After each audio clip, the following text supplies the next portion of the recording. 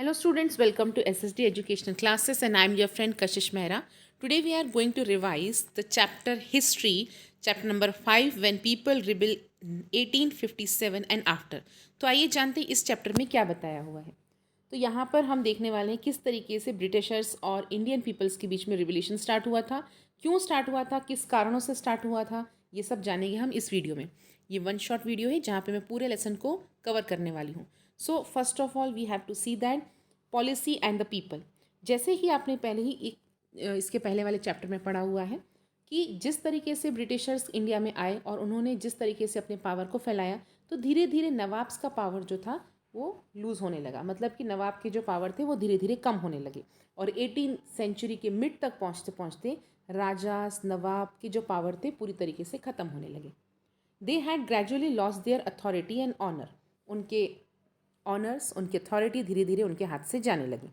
Resident has been station in many court. The freedom of the ruler has been reduced. धीरे धीरे rulers के हाथ में कोई पावर नहीं रहा। इवन उनको आर्मी भी रखने की परमिशन नहीं थी। And their revenue and territories were taken away by the stages. धीरे धीरे करते हुए समय जैसे निकलने लगा, उनके हाथ में रेवेन्यू भी नहीं रहा। वो अपने आप को नाबूब्स कहलाने लगे और उनके हाथ में रेवेन्यू कलेक्शन का पावर नहीं था। और इस तरीके से जो ब्रिटिशर्स थे उन्होंने पूरे इंडिया पे कंट्रोल किया। Many ruling family try to negotiate. कई राजाओं ने तो नेगोशिएशन किया कि हमें जो एरिया मिल रहा है वो हम उसको ही कंट्रोल करेंगे, लेकिन सारे डिसीजन पावर लेने का जो भी डिसीजंस लेने के जो पावर थे वो अभी भी ब्रिटिशर्स के हाथ में थे, किंग्स या रूलर के हाथ में नहीं थे। इवन झांसी की रानी का अगर आपको केस याद है तो झांसी की रानी भी चाहती थी कि he want to Rani Lakshmibai of Jhansi wanted the company to recognise her adopted son, लेकिन एडॉप्टेड सन को वो पोजीशन नहीं मिली थी।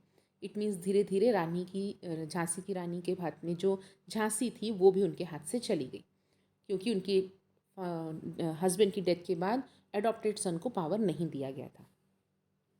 चलिए आज आइए देखते हैं causes of the revolt of 1857।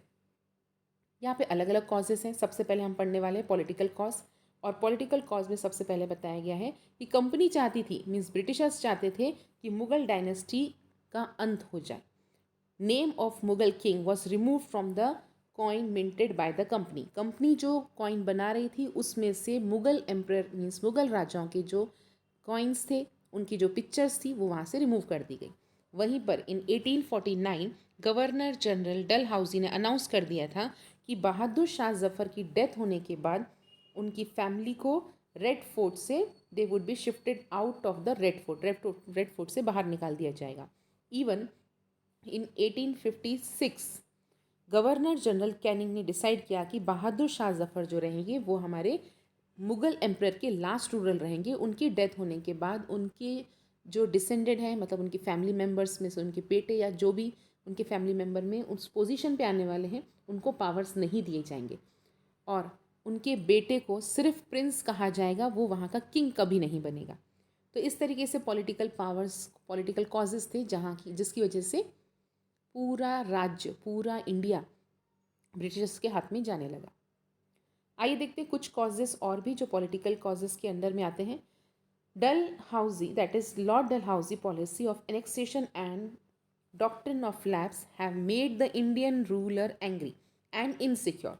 और इसकी वजह से इंडियन रूलर और जितने भी किंग थे, जितने राजा महाराजा थे, वो इनसिक्योर हो गए कि धीरे धीरे राज्य उनके हाथ से जाने लगा। वहीं पे Rani Lakshmibai was not allowed to adopt the son. उन्होंने अडॉप्ट किया लेकिन उनके बेटे को वो पोजीशन नहीं दी गई, क्योंकि वो एक एडॉप्टेड सन थे और एडॉप्टेड सन होने की वजह से उनको राजा की मान्यता नहीं मिली। Let's see the economic causes. In the countryside peasants and zamindars were in great trouble. वहीं पे जब राजा महाराजा और ये सब जितने भी बड़े लोग थे ये बहुत परेशान हो गए थे ब्रिटिशर से। साथ ही उसी कंट्री मीन्स इंडिया के पीजेंट्स और ज़मींदार भी बहुत ज़्यादा ट्रबल में थे। उनसे हाई टैक्सेस वसूला जा रहा था एंड उनके पास जो रेवेन्यू कलेक्शन का जो मेथड था वो रिजिड था। रिजिड मतलब वैसा का वैसा उन्होंने रखा। जैसे कि प्रीवियस लेसन में आपने पढ़ा है ज़मींदारी सिस्टम, रियॉटवारी सिस्टम, महलवारी सिस्टम। तो उन्होंने रेवेन्यू सिस्टम जो कलेक्शन का किया था वो बिल्कुल ही गलत तरीके से किया था। Many fail to pay their loans to the money lender. कई फार्मर्स जो है ज़मींदारों को पैसे पे नहीं कर पा रहे थे। और ग्रेजुअली धीरे धीरे उनके हाथ से ज़मीन उनके हाथ से चली गई। इसका मतलब यहाँ पे पीजेंट्स परेशान थे, यहाँ पे ज़मींदार्स परेशान थे, उनको बराबर टाइम पे रेवेन्यू नहीं मिल रहा था, और इस तरीके से ये लोग भी आंदोलन में शामिल हो गए। आइए देखते हैं कुछ कॉजेज़, मिलिट्री कॉजेज़।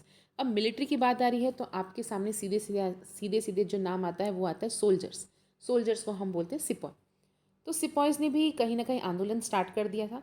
वो डिसकंटिन्यू करना चाहते थे अपनी जॉब को, उसके भी कई रीजंस थे।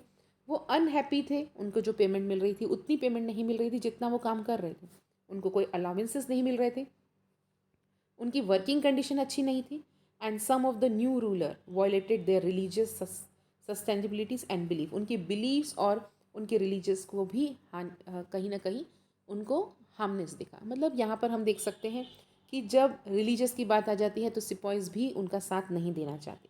अब रिलीजियस मैटर कैसे हुआ, कई जगह पर ऐसा मान्यता थी सिपॉयज़ के बीच में कि अगर वो सी क्रॉस करते हैं और अगर वो सी क्रॉस कभी भी करेंगे अपनी ज़िंदगी में तो वो अपने रिलीजियस को खो बैठेंगे, उनकी कास्ट में से उनको निकाल दिया जाएगा।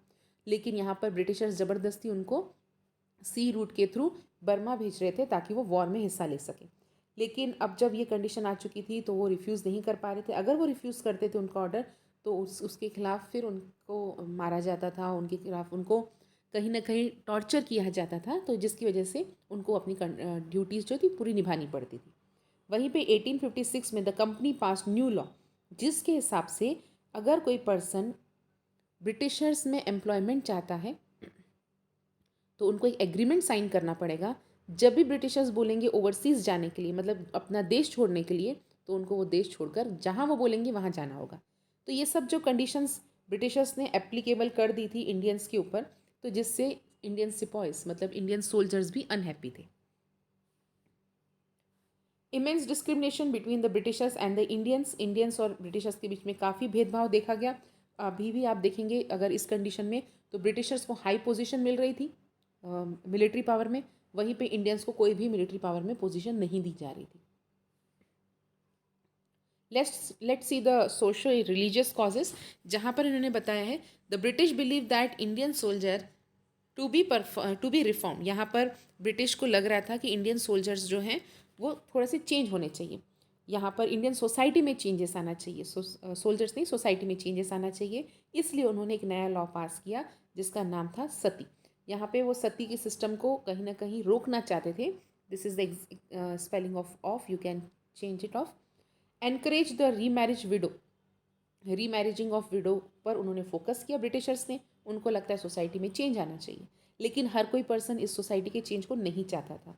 वहीं पे उन्होंने इंग्लिश को कंपलसरी कर दिया, वहाँ पे एक्टिवली प्रमोट करने लगे कि इंग्लिश पढ़ाया जाए स्कूलों में, जो लोगों को पसंद नहीं आ रहा था।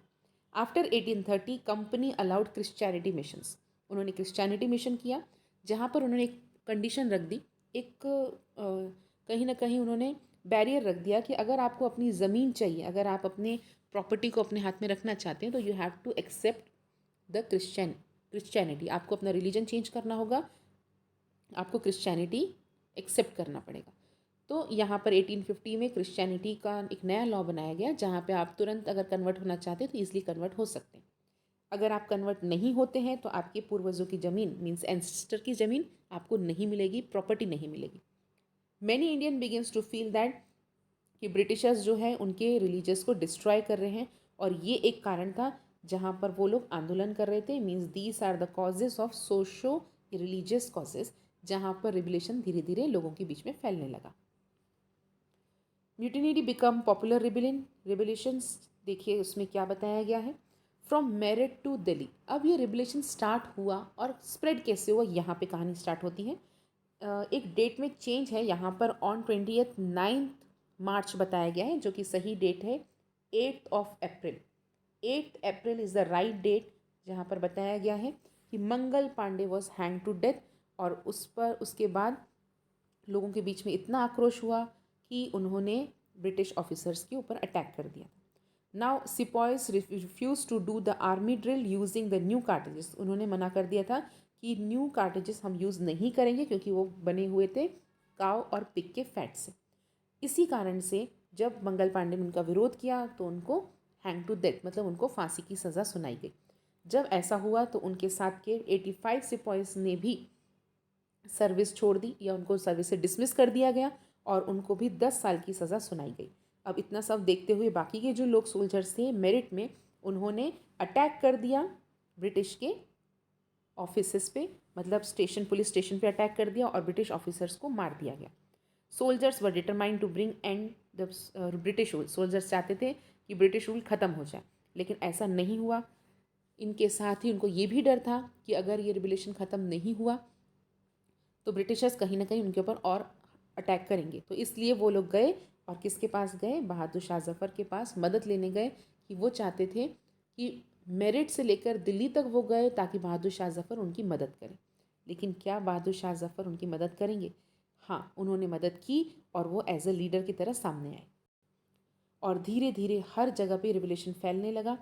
कुछ जगह पे जब बहादुर शाह जफ़र की बातें फैलने लगी कि वो लीडर बन गए हैं और वो पूरे रिवोल्यूशन को संभालने वाले हैं, तब दिल्ली से लेकर कानपुर और लखनऊ तक ये बातें फैल गई। नाना साहिब ने कानपुर की कमांड संभाली, उन्होंने आर्मी फोर्स तैयार की और ब्रिटिशर्स के खिलाफ एक बड़ी फौज तैयार की। वहीं लखनऊ में ब्रिजेश कदर, जो कि नए नवाब थे, और उनकी मम्मी मतलब कि उनकी मदर बेगम हज़रत महल ने भी उनका बहुत साथ दिया ताकि वो आंदोलन में खड़े रहे। और ये सब आंदोलन चलता रहा और इंडिया में पूरे नॉर्थ में एक रिबेलेशन की आग फैल गई, स्प्रेड हो गई कि हमें किसी भी तरीके से ब्रिटिशर्स को इंडिया से हटाना है। रानी लक्ष्मीबाई ने भी इस वॉर को ज्वाइन किया क्योंकि उनका भी यही का मानना था, क्योंकि डॉक्ट्रिन ऑफ लैप्स की कंडीशन की वजह से उनका पूरा राज्य छिन चुका था और रानी लक्ष्मीबाई और तांत्या तोपे भी इस लड़ाई में जोड़े। लेकिन जब ऐसी कंडीशन आ गई तो ब्रिटिशर्स को लगा कि अब तो शायद उनको भी इंडिया छोड़ना पड़ेगा। The companies fight back. The company decided to represent the revolt with all its might. They brought reinforcement. उन्होंने क्या किया? उन्होंने अपनी और फौज को इंग्लैंड से बुलाया और एक नया रूल पास कर दिया। और नए रूल के हिसाब से उन्होंने देखा Delhi was recaptured from the rebel force in September. अब सितंबर 1857 में दिल्ली पर वापस से उन्होंने रिकैप्चर किया ब्रिटिशर्स ने और बहादुर शाह जफ़र को इम्प्रिजनमेंट, मतलब लाइफ इम्प्रिजनमेंट, उम्र कैद की सज़ा दे दी। उनकी वाइफ भी उनके साथ में थी और उनको बंद कर दिया गया जेल में, रंगून में। लखनऊ में भी, जहाँ पर ऑलरेडी इतनी रिवोल्यूशन स्टार्ट था, मार्च 1858 में रानी लक्ष्मीबाई वॉज किल्ड इन जून 1858। मतलब लखनऊ भी जा चुका था उनके हाथ से मार्च में, और जून महीने तक आते आते रानी लक्ष्मीबाई जी को भी मार दिया गया। वहीं पे तांत्या तोपे was killed and captured in 1859। तो यहाँ पर धीरे धीरे आप देखेंगे कि धीरे धीरे सब जगह पे उन्होंने अपना कैप्चर वापस ले लिया। Similar fate affected Rani Avantibai, who embraced death which when surrounded by the Britishers on all side. जैसे रानी अवंतीबाई को उन्होंने ब्रिटिशर्स ने घेर दिया तो उन्होंने खुद ही सुसाइड कर लिया और इसी कारण से उनके हाथ से भी जो राज्य था, जो कमांड थी, वो ब्रिटिशर्स के हाथ में चली गई। Hundreds of sepoys, rebels, Nawab and rajas were tried and hang. कई राजाओं को मार दिया गया, कई सिपॉयज को मार दिया गया। इन रिवोल्यूशन में काफ़ी खून खराबा हुआ, लेकिन वापस से सब कुछ ब्रिटिशर्स के हाथ में ही आ गया। इसका मतलब रिवोल्यूशन काफ़ी हद तक ऊपर था, लेकिन धीरे धीरे सब कुछ ब्रिटिशर्स के हाथ में वापस चला गया। यहाँ पे लास्ट टॉपिक है आफ्टर मैथ। ये आफ्टर मैथ का मतलब है जहाँ पे ब्रिटिशर्स ने अपने रूल्स रेगुलेशंस में चेंज लाया, ताकि उन्हें लग रहा था कि शायद अगर हम ये सेम रूल्स रेगुलेशन रखेंगे तो फिर से लोग रिबेल कर सकते हैं। इसलिए उन्होंने 6 रूल्स, ये 6 रूल काफ़ी इंपॉर्टेंट है, 6 रूल्स में चेंजेस लाया। और वो चेंजेस क्या है आइए जानते हैं। British parliament passed. British parliament में एक नया एक्ट पास किया गया in 1859 and transferred the power to East India company.